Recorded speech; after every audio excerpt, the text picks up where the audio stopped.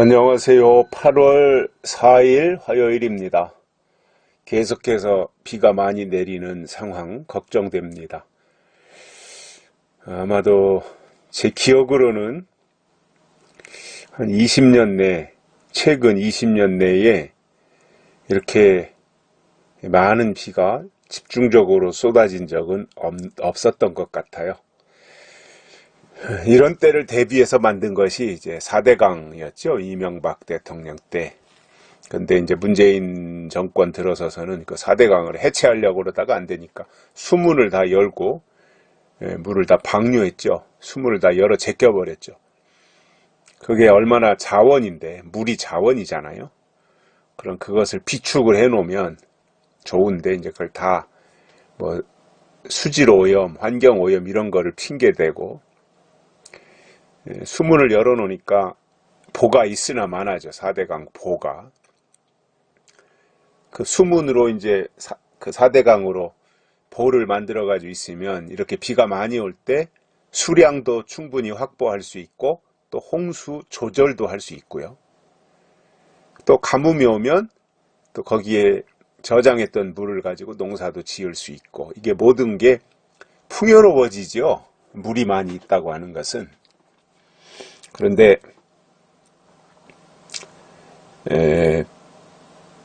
수문을 다 열어 제낌으로 인해서 홍수 조절 능력도 상실해서 완전히 이 강이 다 범람할 정도로 이렇게 돼버렸고요. 또 이 중요한 자원인 물을 바다로 다 그냥 쓸려 내버리는 거죠. 참 어리석은 사람들이고 무능한 사람들이에요. 생각할수록 그래요. 이런 어떤 이념을 떠나서 진영 논리를 떠나서 정말 무능한 사람들이에요. 어떻게 할 줄을 모르는 거예요. 실력이 없으니까 무능해가지고. 아휴 참. 오늘 말씀은요. 요한복음 16장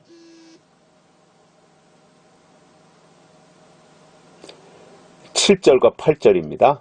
그러하나 내가 너희에게 실상을 말하노니 내가 떠나가는 것이 너희에게 유익이라. 내가 떠나가지 아니하면 보혜사가 너희에게로 오시지 아니할 것이요 가면 내가 그를 너희에게 보내리니 그가 와서 죄에 대하여 의에 대하여 심판에 대하여 세상을 책망하시리라. 아멘. 예수님이 누구시냐 하면 하나님이시죠. 하나님이신 그분이 이 땅에 오실 때는 아들로 오신 거잖아요. 근데 예수님은 말씀대로 오셨고 말씀대로 죽으셨으며 말씀대로 부활하셨고 말씀대로 승천해서 하나님 보좌로 올라가신 분입니다. 다시 말해서 예수님은 성경을 이루신 분이에요. 자, 오늘 본문에서도 예수님이 내가 떠나가는 것이 너희에게 유익하다. 내가 지금 같이 너희들하고 있는 것보다는 내가 떠나가는 것이 너희에게 유익하다. 왜냐? 뭐가 유익하다는 말이냐면 내가 떠나지 않으면 보혜사가 너희에게로 오시지 않는다는 거예요. 보혜사는 돕는 자라고 말씀을 드렸어요. 헬퍼, 돕는 자. 이게 보혜사예요. 여기서 보혜사는 이제 성령을 말한 거예요. 보혜사, 성령. 자, 예수님이 가시지 않으면, 예수님이 그냥 이 땅에 계시면, 예수님이 계시면 성령은 안 오신다는 말이거든요, 이 말이. 근데 예수님이 가셔야 성령이 오신다는 거예요. 그러면 두 분 다 계시면 안 되나라고 생각을 할 수 있잖아요. 성령도 계시고 예수님도 계시고. 근데 그거는 이제 하나님의 계획이 아니었던 거죠. 예수님이 이 땅에 오셔서 천국 복음을 증거하시고 그리고 예수님이 우리의 죄를 사하기 위해서 우리를 구원시키기 위해서 십자가에 달려 죽으셨다가 부활해서 하나님 보좌로 올라가시는 거죠. 근데 올라가시는 것도 목적이 있잖아요. 처소를 예비하러 가시는 거잖아요. 처소를 다 예비하면 이제 다시 오시는데, 그러나 이제 2000년 전에 예수님이 이 땅에 오셨다가 모든 이제 공적 사역을 마치고 하나님께로 가게 되는데, 그거에 대해서 이제 술렁이 있는 거예요. 제자들이 왜 가셔야 되느냐, 뭐 어디로 가느냐, 뭐 이렇게 물어볼 수도 있잖아요. 궁금하니까. 그러니까 오히려 또 근심하는 사람도 있었을 거고, 걱정하는 사람도 있었을 거고. 왜냐하면 예수님 없이 사는 것에 대해서 생각해 보지도 않았을 것이고.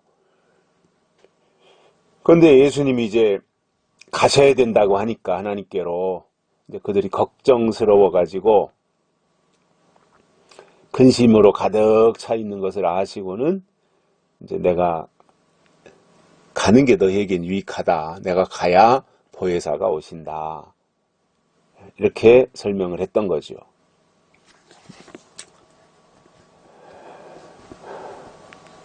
그러면 보혜사가 성령인데, 보혜사이신 성령이 하시는 일이 있어요. 그냥 뭐 성령 받았네, 성령 충만, 뭐 이런다고 해서 그게 성령, 물론 그것도 이제 하나의 그 성령 임한 증거, 또 본인의 확신, 이런 것일 수 있지만, 오늘 예수님께서 말씀하신 것을 보면 예수님이 가시고 그리고 이제 성령을 보내주시는데, 성령이 임하면 성령이 하시는 일이 있다라는 거예요. 성령이 하시는 일을 보고, 이것이 예수님이 보내주신 것이구나. 예수님이 보내신다고 하는 보혜사가 이것이구나. 이렇게 깨달으라는 거예요. 그러면 보혜사, 성령이 오셔서 하는 일이 뭐냐면 8절에 나와 있어요. 그가 와서 죄에 대하여, 의에 대하여, 심판에 대하여 세상을 책망하시리라. 이거예요.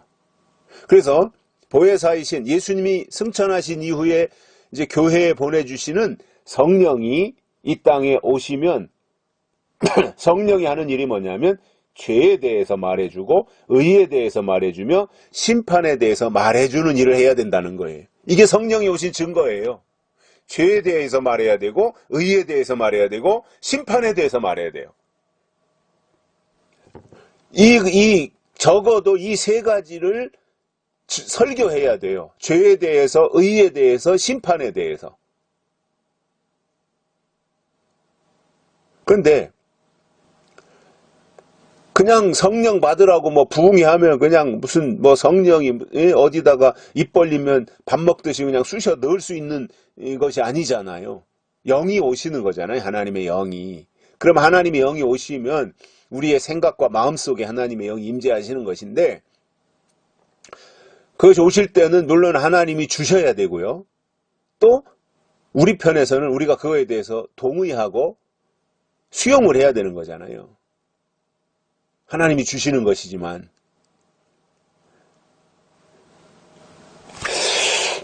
그리고 이제 그것이 보혜사로 정말 오셨으면 보혜사는 반드시 죄에 대해서 설교해야 되고 의에 대해서 설교해야 되며 심판에 대해서 설교해야 됩니다. 이게 보혜사 성령의 기능이고 역할인 겁니다. 오늘날 교회 안에 심판 설교 있습니까? 의가 무엇인지 의에 대한 설교가 있습니까? 죄를 책망하고 지적하는 죄에 대한 설교가 있습니까? 없잖아요.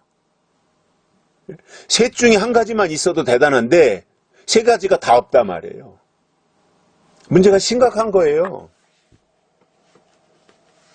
물론 어쩌다가 이제 도덕적인, 윤리적인 죄에 대해서 뭐 얘기하고 회개하라고 하고 그런 정도는 하겠죠. 기본적인 것은 발 씻는 회개. 그런데 여기서 말하는 죄에 대해서라고 하는 것은 근본적인 거거든요. 영적인 죄. 그거에 대해서 설교해야 돼요. 입으로는 시인하는데 행위로는 부인하는 게 죄예요.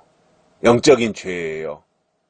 입으로는 예수님을 말하는데 실제로 행동으로는 그렇지 않은 거. 예? 말로는 예수님이 다시 오신다고 말하는데 행동으로는 언제 예수님이 오실 것 같지 않게 행동하는 거. 이게 다 죄다 말입니다. 그리고 특히나 이런 것들이 또 있어요. 제가 가끔씩 말씀드리는데 영적으로 성장하지 못한 것도 죄고요. 때를 분별하지 못하는 것도 죄입니다. 그런 거에 대해 설교 안 하잖아요. 의가 뭐예요? 의. 진리가 의예요. 하나님의 약속이 의예요. 그게 옳은 것이다 말이에요. 의. 진리 이상 옳은 게 있습니까? 심판. 예수님이 오셔서 심판. 계시록에 나오는 대접 쏟는 심판이잖아요. 대접이. 그런 거 안 하잖아요. 왜 그래요? 오늘 예수님의 말씀에 대입시키면 보혜사 성령의 역할이 아닌 거죠. 보혜사가 오시면 반드시 이 세 가지를 죄에 대하여 의에 대하여 심판에 대하여 너희를 책망하리라 했으니까 이 세 가지를 안 한다고 하는 것은 보혜사가 없다는 얘기잖아요.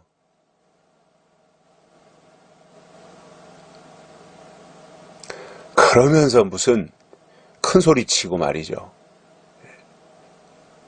아니,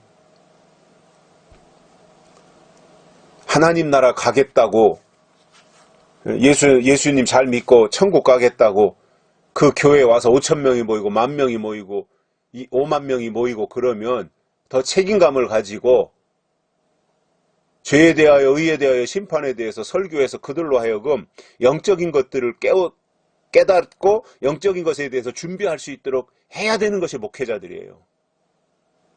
근데 이거 안 하잖아요. 그게 누구예요? 거짓 선지자예요. 마지막 때 신앙은요, 직분 이런 거 상관없이 마지막 때 신앙은 믿는 자의 입장에서예요. 설교자 입장 말고 설교를 듣는 입장에서 마지막 때 신앙은 거짓 선지자를 분별해내야 돼요. 설교자는 하나님의 뜻을 분별할 줄 알아야 설교자예요. 설교를 듣는 성도들의 입장에서는 거짓 선지자를 분별해낼 수 있어야 돼요. 이 세 가지, 예수님이 말씀하신 이 세 가지 내용을 설교하지 않으면 그는 거짓 선지자입니다.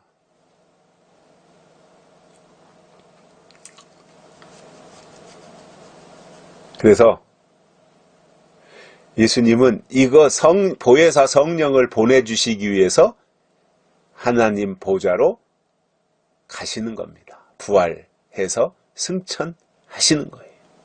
그래서 가시자마자 이 오순절날 마가다락방에 성령을 보내주신 거죠. 그리고 나서 이제 약속대로 보혜사 성령을 보내주셨고, 그리고 또 예수님이 하시는 일은 처소를 예비하는 일이죠. 이러한 것들을 우리가 알고, 우리가 그냥, 저는 그렇게 생각을 해요. 이렇게 믿으나 저렇게 믿으나 어차피 영혼 구원받는 것으로 끝난다면 그냥 흐름대로 쫓아가면 돼. 흐름대로. 근데 시대가 바뀌고 세상이 바뀌어서 그게 아니라 거기서 한 단계 더 도약해서 업그레이드 돼가지고 약속의 말씀으로 신앙생활을 해야 된다라고 하는 것을 깨달았으면 그렇게 신앙생활을 유지해야 정상인 겁니다. 그러한 사람들에게 하나님은 영적 깨달음을 주셔서